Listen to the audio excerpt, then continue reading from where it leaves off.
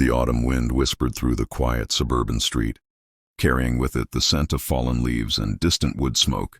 It was the kind of afternoon that should have been peaceful, the kind where families gathered around dinner tables and shared stories of their day. But inside the modest brick house at the end of Maple Avenue, peace had shattered into 1,000 irreparable pieces. Margaret stood on the front porch, her weathered suitcase clutched in trembling hands. Behind her, the door she had walked through as a bride 23 years ago, now stood as a barrier between her past and an uncertain future. The blue headscarf she wore, a necessity now, not a choice, fluttered slightly in the breeze.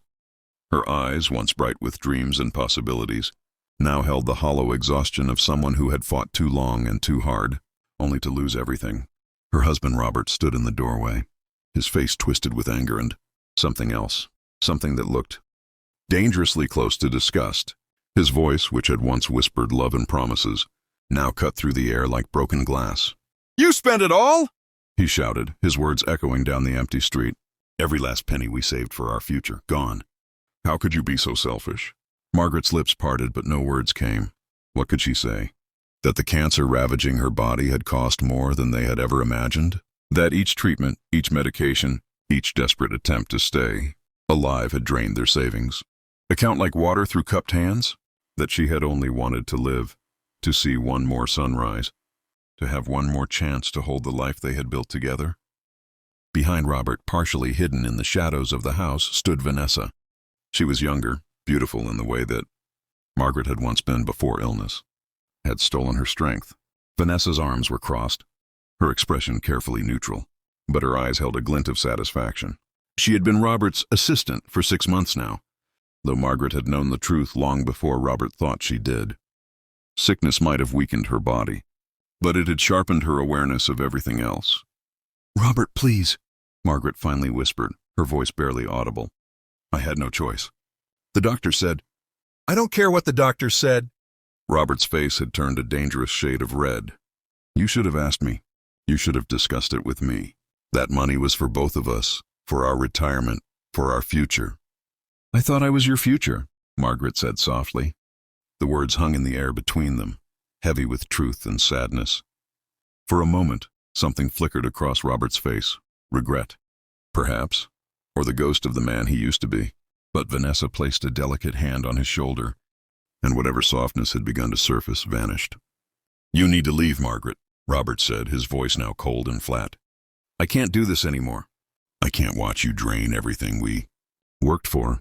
I can't be tied to someone who's—" He stopped himself, but the unspoken word echoed louder than anything he had said. Dying. Margaret felt something inside her break, something that even the cancer hadn't been able to touch. It was the last fragile hope that love could survive anything, that marriage meant standing together even when the world crumbled around you. She had been foolish to believe in fairy tales. Without another word, she turned and walked down the steps.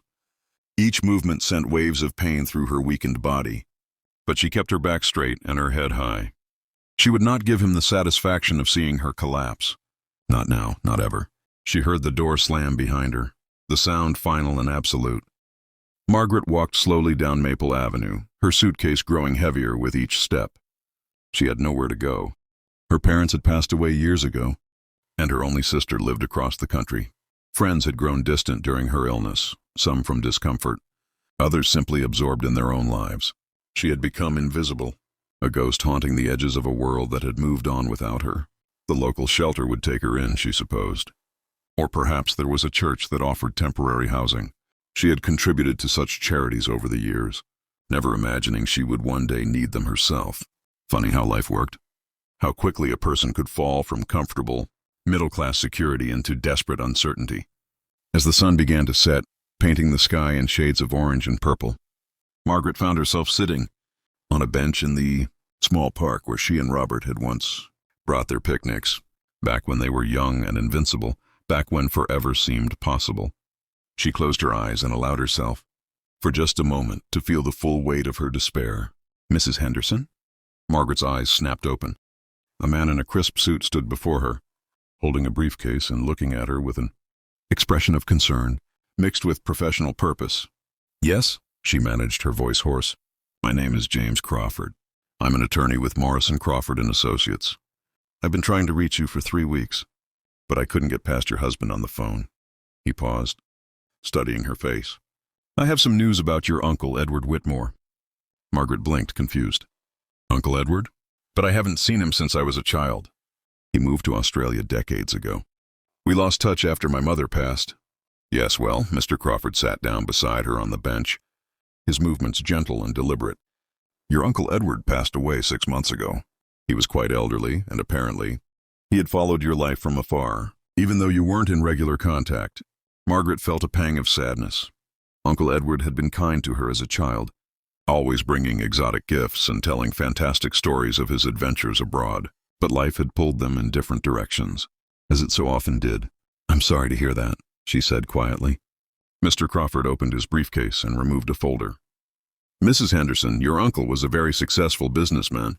He invested wisely in Australian mining operations and various technology companies. Over the years, he accumulated substantial wealth." He paused, looking at her intently.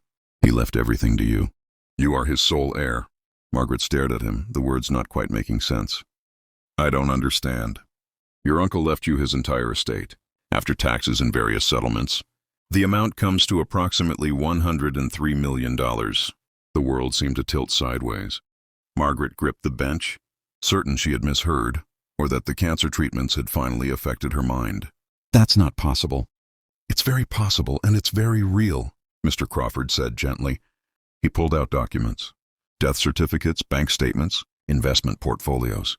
"Your uncle specified in his will that you reminded him of your mother, his favorite sister. He wanted to ensure you were taken care of. He had investigators keeping track of you, which is how I knew to find you here today. They informed me of your recent difficulties." Margaret's hands shook as she touched the papers, seeing her name listed again and again. $103 million.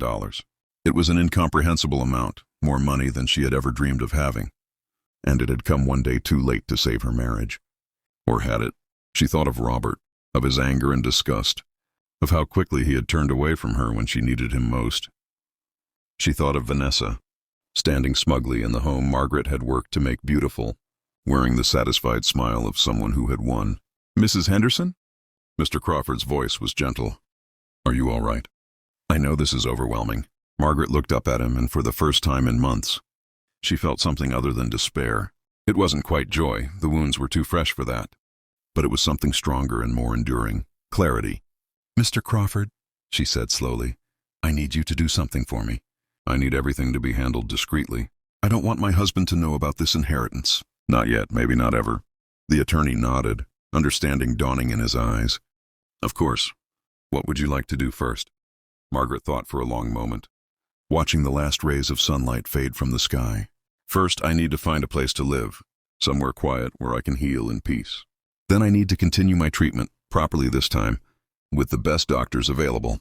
And then," she paused, a small, sad smile touching her lips, "then I need to figure out who Margaret Henderson really is, when she's not defined by someone else's cruelty." Over the following weeks, Margaret did exactly that. She found a beautiful apartment overlooking the river, filled with light and space. She assembled a team of specialists who approached her cancer with cutting-edge treatments she could never have afforded before. She began eating well, resting properly, and allowing her body the chance to fight back. And slowly, gradually, she began to heal, not just physically, but in all the broken places Robert had left behind. She never went back to the house on Maple Avenue. Her lawyer handled the divorce proceedings with efficient discretion. Robert, facing the legal paperwork, had assumed she was destitute and desperate. He tried to claim even more, to take the few remaining items she had left behind, to squeeze every last drop from what he thought was a dry well he never knew about. The $100 million, sitting quietly in accounts with her name. Margaret didn't tell him out of spite or revenge. She simply realized that he didn't deserve to know. Some doors once closed should remain that way forever. 6 months later, Margaret stood in the oncology wing of Children's Hospital, cutting the ribbon on a new treatment center she had funded. The Margaret Whitmore Foundation would ensure that no family faced the impossible choice between bankruptcy and life-saving medical care. Her uncle's legacy would now become a lifeline for countless others. As cameras flashed and reporters asked questions, Margaret caught a glimpse of Robert in the back of the crowd, his face pale with shock and recognition. Vanessa stood beside him, no longer looking quite so satisfied. Margaret turned away without acknowledging them. They belonged to a different life, one she had left behind on a porch in autumn, with a slammed door and broken promises. She had walked through that last door into an uncertain future, carrying nothing but a suitcase and her dignity. And on the other side, she had discovered something Robert could never understand. That sometimes the things that break us also set us free.